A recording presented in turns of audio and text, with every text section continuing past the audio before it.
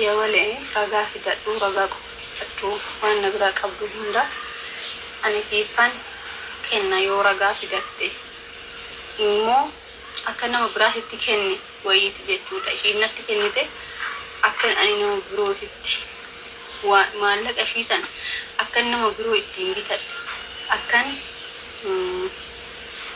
إير برو التين جالتي وي ragaa fidadhu itti በጣም ጥሩ adda hinaan በጣም ጥሩ abbaan miliyoon immoo sitti xiqqeechi manaa si ari'uu miti si tumuudha qorichi kee tumamuu qabda qorichi kee tumamuu qabda siif galee ragaa fidadhu jette barri isaa turee jira waleen ragaan qabdu ragaa ittiin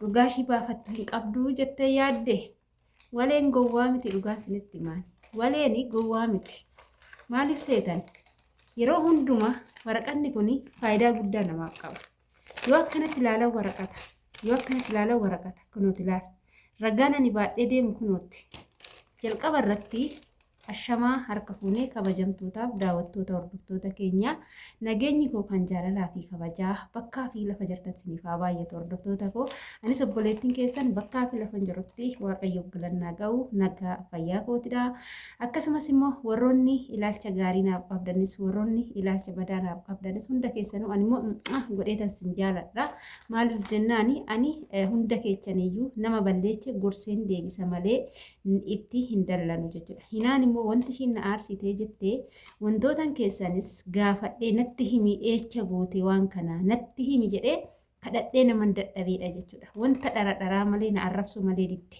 kanaafan anis immooyyuu gadi baase jechuudha icciitiin kiyya maalidha gadi guurii naan jette ofii ishiitiif na barbaadde jechuudha ani ishiin barbaanne aga nama tokko aga namni nama kadhachuu danda'u tokko kadhadheen jira jechuudha har'a garuu yoo jettee boochuu nama dhugaa qabdu ani boo'uun didee ishii ragaa fidadhu jetteerti kunoo ragaan kiyya guyyaa jalqabaatitti ilaala kunooti risiitiin ani maallaqa irratti erge kunooti guyyaa jalqabaa riyaala Saa'udii 5,000 irratti erge deebi'ee tanan guyyaa lammaffaa mooyyuu riyaala Saa'udii 1,000 irratti erge seetanii kunooti ilaala riyaala Saa'udii 3,000 3,000 iyu bicha 3,000 saafiin irratti erge jechuudha galabbaxame fakkaata niif galee kunooti ilaala riyaala Saa'udii 3,000 argitanii walumaa galatti riyaala Saa'udii birrii 8,000 sitti erguun koo waraqata kanatti ragaa naa ba'a kanammoo wayifan ol kaa'e jechuudha wayifan ol kaa'e maaliif jennaan guyyaa akkanaan nama fayyada risiitii jechuun guyyaa akkanaan nama fayyada niif galee warroonni akka kiyyaatitti rakkoo sinirra ga'e mee viidiyoo kana keessatti dhugaan sinitti himaa namoonni baay'een viidiyoo kanarratti madaa keessa yaadachuu kan dandeessan hedduun keessan akka jirtan nan beeka maallaqa tokko namarratti ergitanii namni guyyaan isaa ture jedhanii maallaqa fiichasiin kaadhu waraqata kana akkanatti ol kaawwachuun garuu guyyaa rakkootiif akkasiin fayyadu beeka ani risiitii kanaanan boonaa jechuudha risiitii kanaanan boona waraqata kanaanan boona siif galee waleeni hin irraaffattii turee jira moo anis ergangalee waggaa guutuufan deemaa jira ishiinis hagammaa maallaqa ergite san yaadattu agam akka ergiteeyyuu hin beektu kan jette guyyaa sirratti erge wajjin qabaa jechuudha kun ofirra guyyaa isaa wajjin qucum jedhee taa'ee jira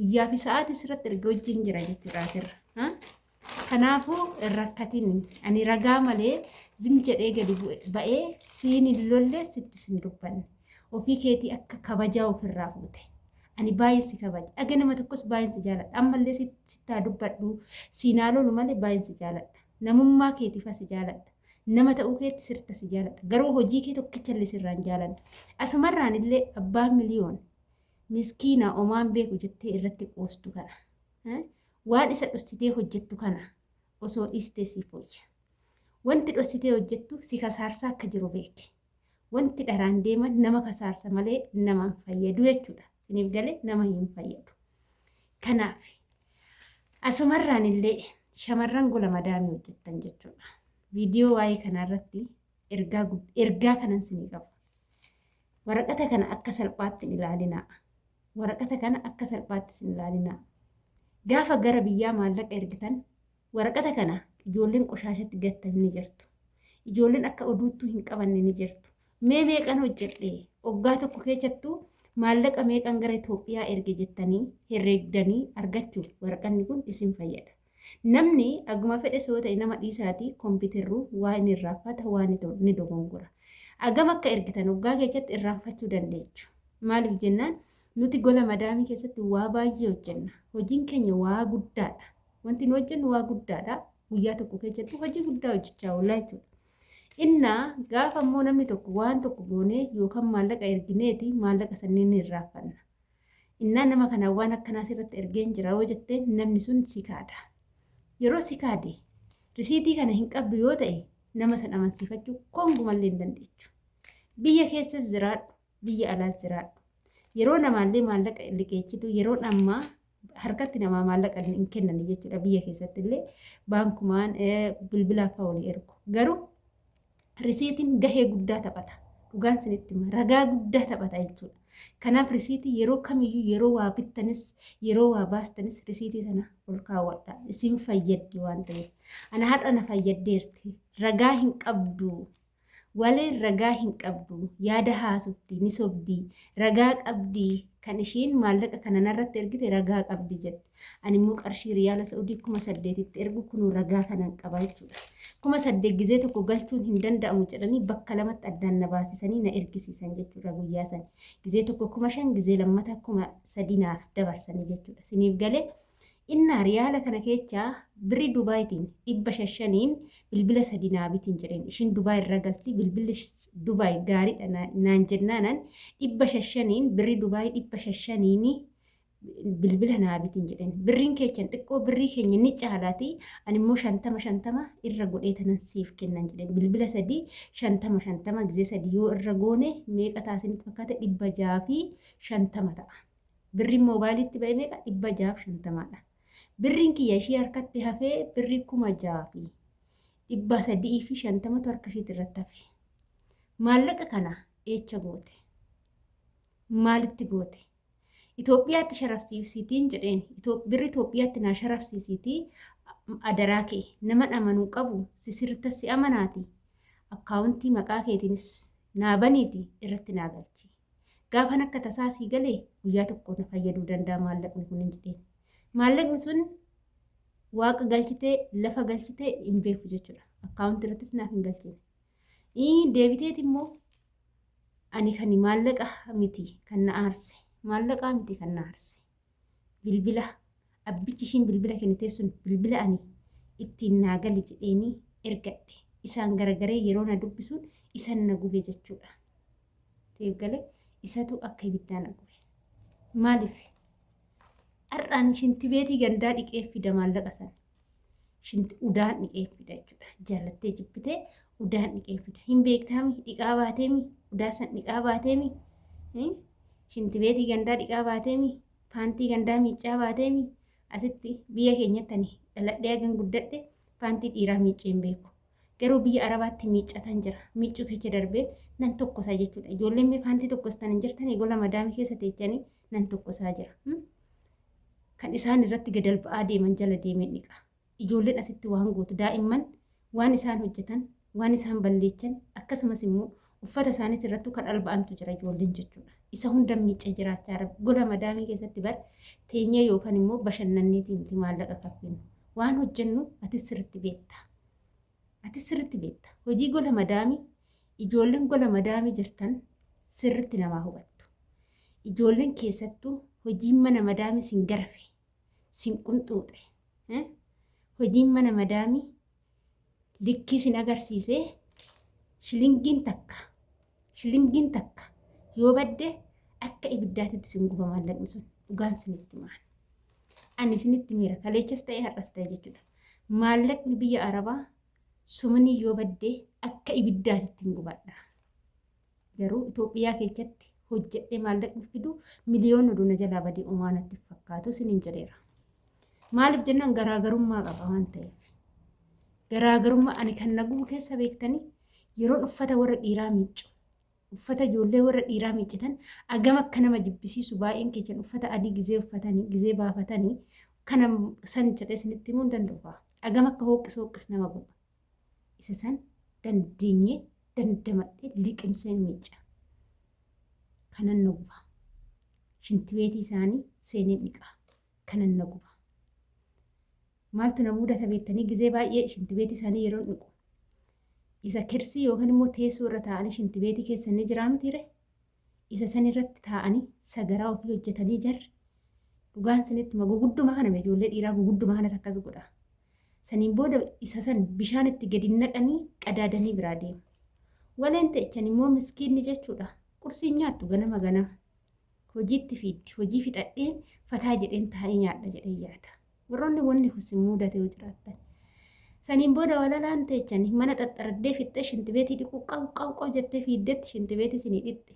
Dhaxxee isa qadaadamisa yoo bantu kuni bulaan ajaan isaa bichaan fuudhee girgiddaatti kan sin laxxafu. Waan akkasii faatu na mudata dhugaan sinitti himaan. Gizee meeqa wanta akkasii na mudate osoo midhaan hin nyaatin oolee buleen bariisa lammaffaa midhaan nyaadha. Bishaan dhugu lapheerra na taa'etu ol deebi'a. Isa sana yaadadha. Ija afoo na dhufa. Nyaanni illee isuma natti fakkaata jechuudha.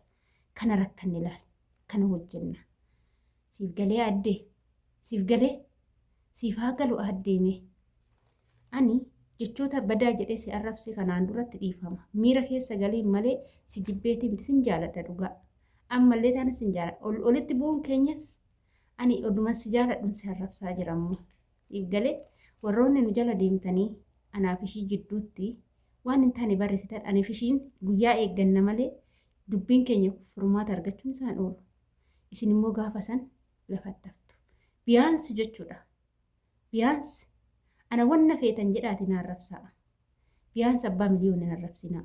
Sababiin isaa beektu inni dubbii kanaa dubbiin itti xaxamee faallatti dhufeera ofiisaati boo rakkateera. Ishiin dhugaa baasaan jirtu. Ammas akkuma argitan hin kaadaa jirti. Hin kaadaa xarra akka kaadduu nan beeka. Ni kaaddii waan ta'eef. Ammallee akka kaadduu nan beeka jechuudha. Siniif galee miti. Kanaaf biyaansi dubbiin kun maalidha jedhaati gadi taa'aa xiinxalaa. Isin warri shintibeetii madaamii dhixxanii ta'u warri ciqiccikii madaamii dandeechanii ifatamtanii osuma beeloftan hojjettanii osuma dadhabdan hojjettanii maallaqa fidaa jirtanii gadi taa'aa xiinxalaa. Warroonni mana gola ormaatitti garafamtan cafa qabtan maallaqa keechaniif gadi taa'aa xiinxalaa. Maallaqa gola madaamiti argachaa jirtan gadi taa'aa xiinxalaa. Anumas sinin jedhe. Muudannoon ana mudate kun warroonni isin mudate immoo gadi taa'aa xiinxalaa. Risiitii kana yoo qabaattan immoo sirriitti of ilaalaa. Akkas hordoftoota kiyya. Kanaaf addee ragaan kiyya ragaa guutuun of harkaa qaba. Jaalattee jibbite ragaa guutuun of harkaa qaba. Amma icciitii biraa gadi baasinaan hin jedhin. Hin beekta icciitii kee hunda shiitu jechuudha takka takkaan. Mee kanumattuu furmaata fidi. Ana nan tuttuqin. Ani yoo na tuqanii tuqaan jaaladhu. Amala koo duraa hin beekta. Tuqaan jaaladhu ani. Namaaf sirriitti hin ta'a garuu tuqaa akkin hin jaaladhu. Warri waa'ee ilkaan kiyyaa immoo haasoftan kaa. Warri waa'ee dulluma kiyyaa haasoftan kaa. Ergan dulloomes immaammas ta'een jira. Immaammas yoo naan jettan, immaayyee yoo naan jettan, abaayyee yoo naan jettan, isiniin jedha. Ilkaan kiyya warroonni isinitti dhedheerati gaafa isin mana keessan dhufe sirriitti biddeen naa qopheechaa nyaadha jechuudha. Ayyaachuu namni sammuu dadhabaa waa'ee qaama namaa tolecha isa uumaa. Namni sammuu dheerassee yaadu, namni sammuu bal'aa itti xiinxalee ijoolleen tun maal rakkatte jedhee namoonni yaada gaggaarii ijoollee tanniin lamaan jidduutti maaltu uumame jedhanii koomentii gaggaarii naa barreessan hedduu jira. Keessanis dhufanii isin lamaan waan kanaa isin hin eenne maaltu isin lamaan jidduutti ta'aa jira jedhanii dhugaa isin jedhan nama bo'aa sagalee naa qabee jiraana. Waan anaaf ishii jidduutti uumame. Namni anas jaalatee ishii dhugaadhaan jaalatu dhufee keessan dhufanii keessan maaltu isin mudate jedhanii nu gaafatu. Warroonni immoo sobanii ishii fakkaatanii yoo ani waa wayii jedhe ana fakkaatanii yoo ishii fakkaatanii warra sobaati isaan. warra sobaati. Hinaan isin jaalattanii sobdanitti fakkeessitu. Akkas hordoftoota kiyya kana fakkaata. Hinaan jaalattan ana waan feetan jedhaan arrabsaa. Waan barbaadan jedhaan arrabsaa. Viidiyoo ishii qofa daawwadhaafi. Viidiyoo ishiin gadhiiftu garuu laayik godhaatii fi kiyya ana laayik illee naaf hin godhina. Laayikis naa gochaan jirtanii miti. Laayikis naaf hin godhina.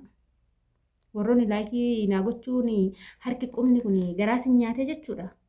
Laayikis naaf hin godhina. Ishumaa bicha laayikii godhaatii ishuma guddifadhaa. Intaluma tana guddifadhaa. Kana qofa isiniin jedha. Ani rakkoo tokko hin qabu. Ofitti amana waan ta'eef jechuudha. Kana fakkaata viidiyoon har'aa turtii gaarii isiniif